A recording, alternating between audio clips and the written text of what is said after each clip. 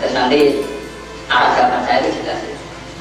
Sayyid atau Habib dalam konteks Indonesia dan dalam area tertentu diyakini oleh masyarakat tertentu memang dengan arti tertentu itu pula, yaitu Sayyid Habib biasanya Guru Rasul. Tapi itu tidak menjamin arti itu tidak bisa diterapkan saat redaksi orang-orang Timur Tengah. Ya, jelas. Punya areanya sendiri. Jadi al-mana, Habib itu bukan kumpulan dari Jack Rasul ya? Tidak mesti. Ya, saya juga bukan. Tidak mesti istilahnya. Yang ada dia, tapi kadang Tapi kebanyakan orang yang mempercayai ini sih. Iya. Ya. Secara bahasa internasional ya jelas. Ya. Kalau nanti disurati yang Arab itu meredaksikan untuk karyawannya ya, karyawannya meredaksikan ya saya itu.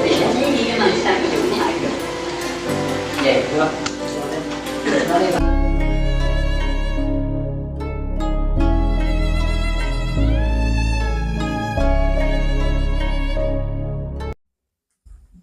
Assalamualaikum warahmatullahi wabarakatuh.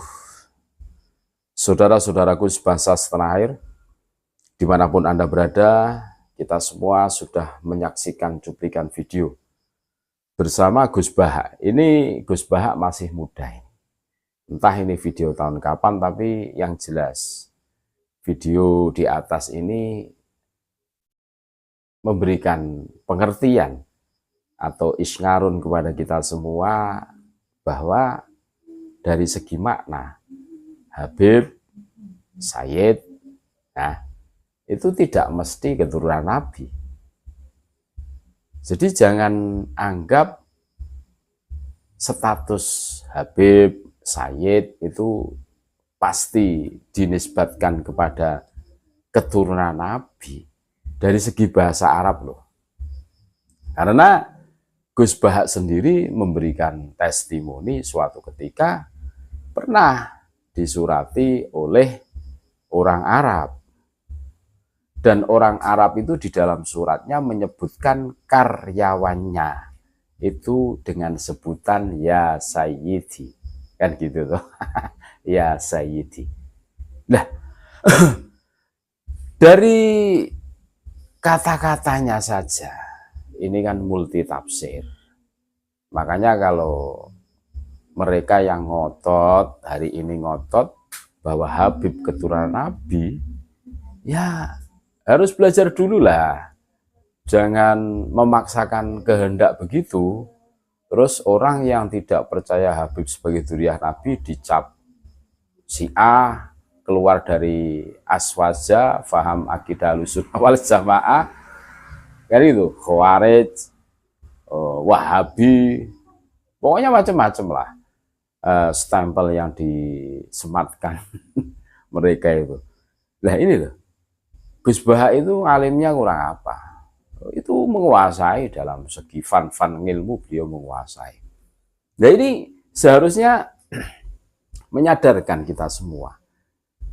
Jadi bahasa Arab itu multitafsir. Jadi tidak usah berlebihan menganggap dirinya itu mulia karena Habib. Belum tentu Habib itu kan bisa dimaknai dengan kekasih. Ya Habibi. Padahal maksudnya itu bukan dzurriyyah Nabi itu. Lagu itu ya Habibi itu. Itu kan wahai kekasihku. Nah, ibarat orang pacaran kan gitu. Termasuk ya Sayyidi itu bisa bukan hanya Sayyidi yang dinisbatkan kepada bendoroku. Nah, bukan. Nah, suatu ketika ya Sayyidi ini bisa dinisbatkan kepada yang lainnya. Makanya bahasa-bahasa Arab ini memang unik. Banyak tafsiran-tafsiran yang bisa kita petik. Ya seperti lafadz begini. Doroba Zaidun kursiyan. Doroba arti aslinya, arti koribnya adalah memukul. Tetapi kalau dimaknai memukul, ya itu bunuh diri namanya. Zaid memukul kursi, ya tidak bisa. Zaid mengambil kursi, dimakna ittakhadha, kan gitu tuh. Yang pas seperti itu. Jangan dimaknai doroba sesuai dengan tekstualnya, dimaknai dengan makna korib, dengan makna memukul. Nah, bunuh diri Zaid nanti kan itu. Ya, sama. Habib itu definisi arti Habib itu kan orang yang mencintai dan orang yang dicintai. Itu yang benar seperti itu. Makanya kalau orang itu mengaku Habib sebagai dzurriyyah Nabi, yo jangan hanya maunya itu dicintai saja, dieluk-elukan, dihormati. Jangan seperti itu dong. Suatu ketika harus ada imbal balik, kalian harus siap mencintai, menerima kekurangan, kelemahan umatnya baginda Nabi tentunya. Kan gitu tuh. Maunya dicintai terus, dipuja-puja terus, dihormati terus. Seumpama kesenggol dikit marah, meledak-ledak, terus mengeluarkan cacian, magian, kan begitu toh.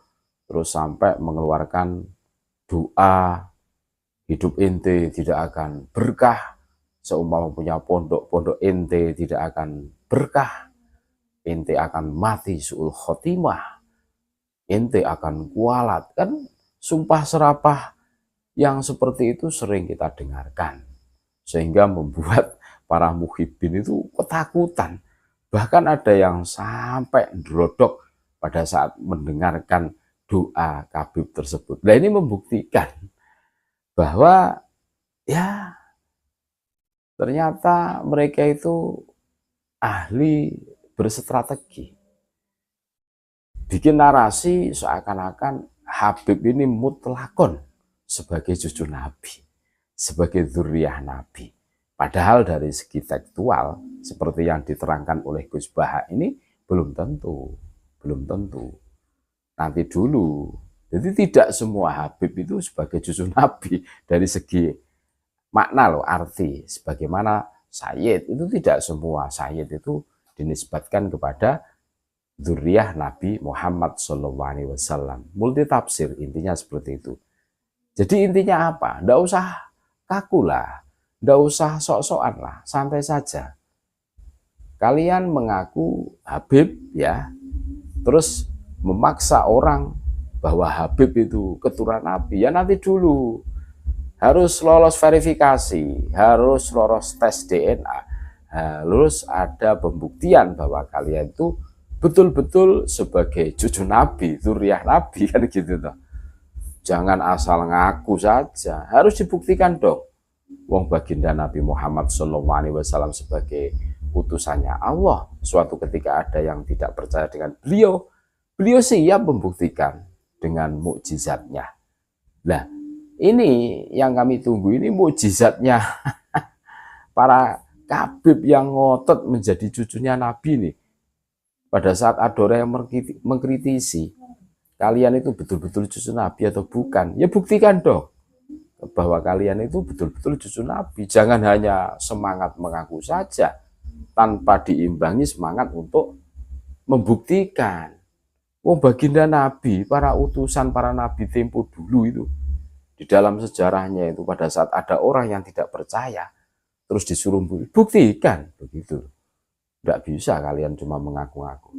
Ini rakyat Indonesia sudah mulai cerdas semenjak adanya tesis dari Kiai Haji Imaduddin Usman Al-Bantani. Terima kasih. Tetap NKRI harga mati. Assalamualaikum warahmatullahi wabarakatuh.